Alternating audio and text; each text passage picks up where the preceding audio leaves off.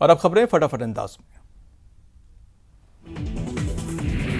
आंध्र प्रदेश के विशाखापट्टनम में LG polymer industry में बीती रात हुए गैस लीक पर काबू पा लिया गया है। वहीं पुलिस ने कंपनी के मैनेजमेंट के खिलाफ आपराधिक मामला दर्ज किया है। दोबारा गैस लीक होने के बाद पुलिस प्रशासन तुरंत हरकत में आया और रात में ही 5 किलोमीटर के दायरे में तमाम लोग इलाके से हटाए गए। हालांकि अब रिसाव पर काबू पा लिया गया है।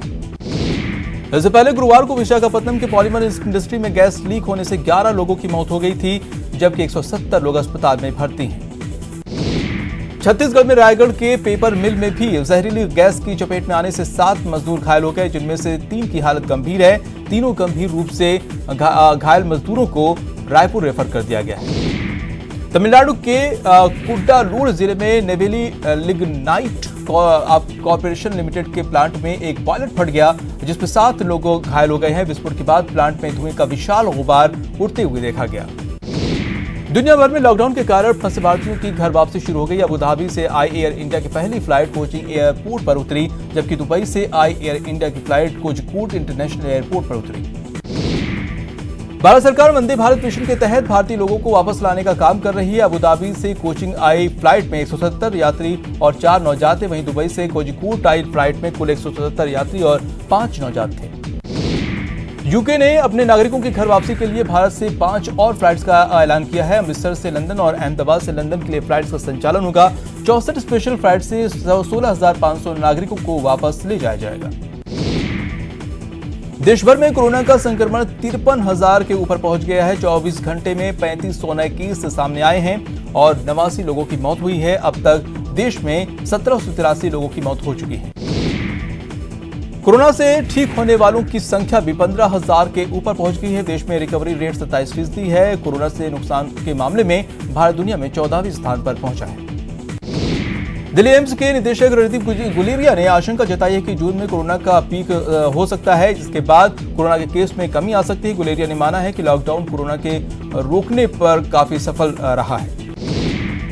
कोरोना की तेज रफ्तार के बीच महाराष्ट्र के सीएम उद्धव ठाकरे ने सर्वदलीय बैठक की है और कोरोना संकट पर चर्चा की। वहीं राज्य में कोरोना मरीजों की संख्या 16,700 तक पहुंच गई है, जबकि 651 लोगों की मौत हुई है। मुंबई में कोरोना का कहर कम होने का नाम नहीं ले रहा है। यहां के ऑर्थर रोड जेल में कोविड-19 के मरीजों का पता चला है। ऑर्थर जेल में 103 कोरोना पॉजिटिव मरीज सामने आए हैं, जिनमें से 17 कैदी और 26 जेल के स्टाफ हैं। दिल्ली में मरीजों की तादाद 5,500 के पार पहुंच गई है। यहां अब तक 65 लोगों की मौत हो गई। पिछले 24 घंटे में 400 नए केस सामने आए। प्रदेश में डॉक्टर्स से वसूली के खिलाफ सरकारी और प्राइवेट डॉक्टर्स आज ब्लैक फ्राइडे मनाएंगे। डॉक्टर्स काला झंडा लहराकर विरोध जताएंगे। राजस्थान के 31 जिले में कोरोना की एंट्री हो चुकी है। पिछले 24 घंटे में 110 नए केस सामने आ चुके हैं। 3400 के पार पहुंच चुका है यहां का आंकड़ा। कोरोना से अब तक 99 लोगों की जान जा चुकी है। जयपुर में कोरोना के 1111 मामले सामने आ चुके हैं। वहीं अब तक 53 लोगों की जान गई है, जबकि 670 लोग ठीक हुए हैं, जिनमें से 587 को डिस्चार्ज किया गया है। जोधपुर में बीएसएफ के 12 और जवानों को कोरोना पॉजिटिव पाया गया है। अब तक 42 बीएसएफ जवान कोरोना पॉजिटिव पाए गए हैं। 57 जवानों को क्वारंटाइन के लिए भेजा गया है। कोटा में कोरोना से एक और मरीज की मौत हो गई है। 76 साल के बुजुर्ग ने इलाज के दौरान आइसोलेशन वार्ड में दम तोड़ दिया। यहां मरने वालों का आंकड़ा 10 तक पहुंच गया। कोटा के महावीर नगर विस्तार योजना इलाके में पहला कोरोना पॉजिटिव मामला आया है, जिसके बाद इलाके में हड़कंप मच गया। पूरे इलाके को सील कर दिया गया है। उदयपुर में मरीजों की संख्या 16 हो गई है। कल देर रात तक 30 साल का युवक पॉजिटिव मिला है। झालावाड़ में कोरोना ने फिर से पैर पसारना शुरू कर दिया है। 183 सैंपल की रिपोर्ट झालरापाटन कस्बे के 3 संदिग्धों की रिपोर्ट पॉजिटिव आई है। कोरोना के कुड़गांव में महिला की जांच रिपोर्ट पॉजिटिव आने के बाद से हेल्थ महकमा अलर्ट हो गया है। एहतियातन को कलेक्ट्रेट के भी 100 से अधिक कार्मिकों को स्क्रीनिंग की गई है। जयपुर का राजकीय जयपुरिया अस्पताल कोरोना फ्री होगा। चिकित्सा एवं स्वास्थ्य मंत्री डॉक्टर रघु शर्मा ने जानकारी देते हुए बताया कि जयपुरिया अस्पताल के मरीज अन्य अस्पतालों में शिफ्ट किए जाएंगे। सीएम गहलोत एक्शन में है। वीडियो कॉन्फ्रेंसिंग के जरिए सीएम ने प्रदेश के उद्यमियों से संवाद किया। इस दौरान सीएम ने प्रदेश में निवेशकों को उचित वातावरण देने के लिए टास्क फोर्स बनाने का ऐलान किया है। वीसी के दौरान सीएम ने कहा है कि लॉकडाउन के चलते उद्योगों को काफी नुकसान हो रहा है। संकट की इस घड़ी में सरकार उद्यमियों के साथ खड़ी है। सरकार उद्यमियों को संबल देने का काम करेगी। सीएम अशोक गहलोत ने जलदाय और इससे जुड़े विभागों के साथ समीक्षा बैठक की। सीएम ने वीडियो कॉन्फ्रेंसिंग के जरिए पेयजल आपूर्ति की समीक्षा की और अधिकारियों को आवश्यक दिशा निर्देश दिए।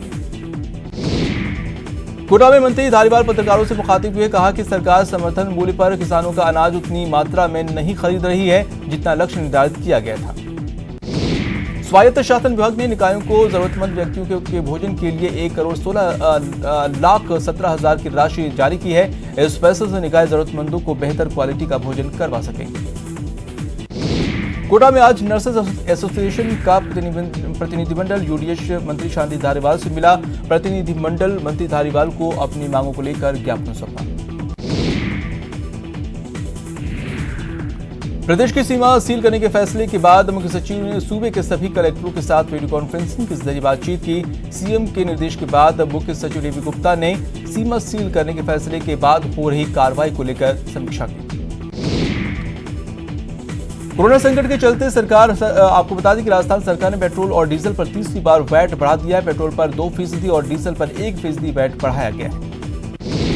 अजमेर में बीजेपी ने कोरोना महामारी को लेकर प्रेस वार्ता की और दौरान बीजेपी ने जिला प्रशासन और स्वास्थ्य विभाग पर गंभीर आरोप लगाए। कोरोना संक्रमण को रोकने के लिए प्रदेश में झुंझुनू का स्क्रीनिंग मॉडल हो सकता है। ये मॉडल दूसरे प्रदेश से आने वाले लोगों की स्क्रीनिंग के लिए बनाया गया है।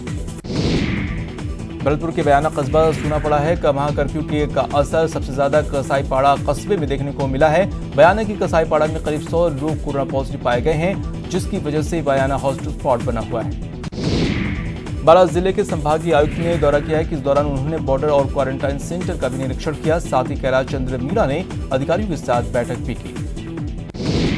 कोरोना पॉजिटिव महिला की एसएमएस अस्पताल जयपुर में मौत हो गई है। महिला करौली के कुड़ाव की रहने वाली है, जहां कर्फ्यू लगा दिया गया है। जिला कलेक्टर और एसपी ने कर्फ्यू ग्रस्त कुड़गांव क्षेत्र का दौरा कर जरूरी दिशा निर्देश दिए।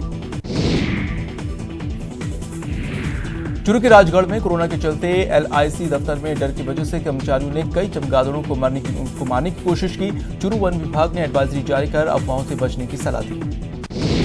अजमेर के ब्यावर में काम कर रहे करीब 32 बिहारी मजदूर अपने घरों को पैदल जाते नजर आए। उनका कहना है कि फैक्ट्री मालिक उनका ध्यान नहीं देते हैं, लिहाजा उनके पास घर जाने के अलावा कोई चारा नहीं। झुंझुनू में लगातार प्रवासियों का आना जारी है। बंगाल से 36 और महाराष्ट्र से 3 लोग झुंझुनू पहुंचे, जहां सभी प्रवासियों की स्क्रीनिंग हुई। राजस्थान से उत्तर प्रदेश और वहां से राजस्थान से श्रमिकों को आगमन का दूसरा चरण शुरू हो गया है। इसके लिए 98 बसों में 3679 प्रवासी श्रमिक ट्रांजिट पॉइंट पर भिजवाए गए।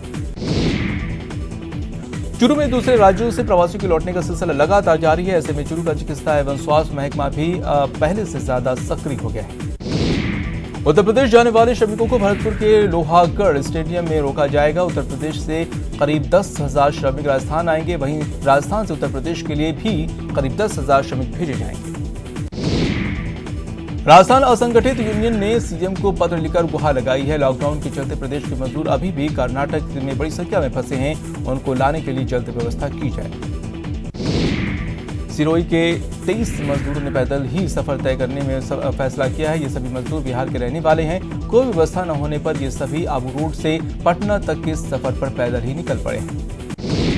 भरतपुर में लॉकडाउन के दौरान पुलिस और होमगार्ड के जवान ड्यूटी के साथ साथ पैदल यात्रियों और प्रवासी मजदूरों को खाना भी खिला रहे हैं। उदयपुर शहर के कर्फ्यूग्रस्त इलाके में एक सरकारी डिस्पेंसरी पर सोशल डिस्टेंसिंग की धज्जियां उड़ाई गई और सरेआम पुलिस और स्वास्थ्य महकमे के अधिकारी मूकदर्शक बने रहे। लॉकडाउन का पालन करवाने को लेकर अलवर के मालाखेड़ा में पुलिस प्रशासन ने गश्त की। इस दौरान अवैध रूप से खुली दुकानें तुरंत बंद हो गई। पुष्कर में मजदूरों की परेशानी को न्यायाधीश विमल व्यास ने गंभीरता से लिया और जरूरतमंद लोगों को दी जा रही खाद्य सामग्री की रिपोर्ट उपखंड अधिकारी से 2 दिन में मांगी है। और फिलहाल रुकते हैं छोटे से ब्रेक के लिए। टोंक सआदत अस्पताल में डिप्टी सीएम सचिन पायलट की ओर से 100 पीपी किट मिले हैं। सभापति अली अहमद ने बताया कि सआदत अस्पताल टोंक में पीपीई किट की शॉर्टेज थी, जिसको डिप्टी सीएम ने उपलब्ध कराए। विधानसभा उपनेता प्रतिपक्ष राजेंद्र राठौर ने चूरू में कई कार्यक्रमों में शिरकत की। इस दौरान राठौर ने कोविड-19 से लड़ने के लिए आमजन की सहभागिता का आह्वान किया। कोरोना के खिलाफ जंग में झुंझुनू की पूर्व पार्षद जुल्फिकार खोकर अमीन शाहबाब और ने भी मदद का हाथ बढ़ाया है। दोनों ने मिलकर कोरोना राहत कोष में 51,000 रुपए दान किए हैं। राजस्थान अल्पसंख्यक कर्मचारी महासंघ कोरोना काल में जरूरतमंदों को मददगार बनकर सामने आया है। अपनी ड्यूटी करने के बाद महासंघ के कर्मचारी सुबह शाम खाना बनाकर जरूरतमंदों तक पहुंचा रहे हैं। झुंझुनू में तुलसियान और शाह परिवार की ओर से रसोई चलाई गई, जहां पर 43 दिन में 33,500 भोजन के पैकेट्स बांटे जा चुके हैं। कोटा में 300 जरूरतमंदों को राशन वितरण पर बुद्ध पूर्णिमा बनाई गई और मैत्री बौद्ध विहार के कार्यकर्ताओं ने शहर में घूम-घूमकर लोगों तक मदद पहुंचाई। प्रतापगढ़ की छोटी सादड़ी के रूपपुरा गांव की लक्ष्मी मीणा खुद रोजाना 200 मास्क बांट रही हैं और लक्ष्मी ये मास्क आसपास के गांव में बांट रही हैं। लक्ष्मी 3000 मास्क तैयार कर पूरे पंचायत का मन बनाया है। कोटा में 10 कोरोना मरीजों की रिपोर्ट नेगेटिव आने के बाद से डिस्चार्ज किया गया। इस दौरान डिस्चार्ज होने वाले मरीजों का अस्पताल परिसर में ही तालियां बजाकर स्वागत किया गया। अलवर महिला कांग्रेस की ओर से मिशन मास्क अभियान चलाया गया, जिसमें के तहत शहर में मास्क बनाने वाले 50 महिला पुरुषों को सम्मानित कर राशन किट सहित मिठाई वितरित की गई।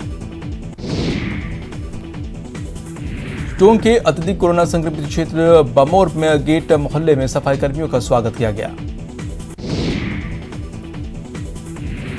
अलवर के गंगा घाट चौराहे पर अन्नपूर्णा सेवा समिति की ओर से पुलिसकर्मियों पर फूल बरसाए गए। इसके साथ ही मास्क और छाते भी बांटे गए। बीकानेर के पीबीएम अस्पताल में डॉक्टर्स पर पुष्प वर्षा की गई, साथ ही तालियां बजाकर उनका अभिनंदन भी किया गया। डूंगरपुर में महावीर इंटरनेशनल संस्था ने कोरोना वॉरियर्स का स्वागत किया और उनका हौसला भी बढ़ाया। बूंदी के जिला न्यायालय परिसर में सम्मान समारोह का आयोजन किया गया। इस दौरान न्यायिक अधिकारियों ने सफाई कर्मियों को मालाएं पहनाकर उनका स्वागत किया। तीर्थनगरी पुष्कर में बुद्ध पूर्णिमा के मौके पर आरएसएस कार्यकर्ताओं ने कोरोना योद्धाओं का स्वागत किया। उन्होंने थानाधिकारी समेत चिकित्सा विभाग और नगर पालिका कर्मचारियों पर फूलों की बारिश की। भरतपुर के भूसावर में कोरोना से बचाव के लिए जागरूकता रथ रवाना किया गया। रथ को पुलिस अधीक्षक ओम प्रकाश मीणा ने रवाना किया। भरतपुर लुपिन फाउंडेशन की ओर से भूसावर में कोविड-19 जागरूकता रथ रवाना किया गया। रथ क्षेत्र के सभी गांवों में जाकर लोगों को कोरोना वायरस महामारी से बचाव के उपाय समझाने और लॉकडाउन की पालना करने के लिए माइक से जानकारी देगा। इस कोरोना काल में टोंक में एक चित्रकार दंपति अपनी चित्रकारी से लोगों को संदेश दे रहे हैं। कोलाज के जरिए हमेशा मास्क का उपयोग करने का संदेश दे रहे हैं।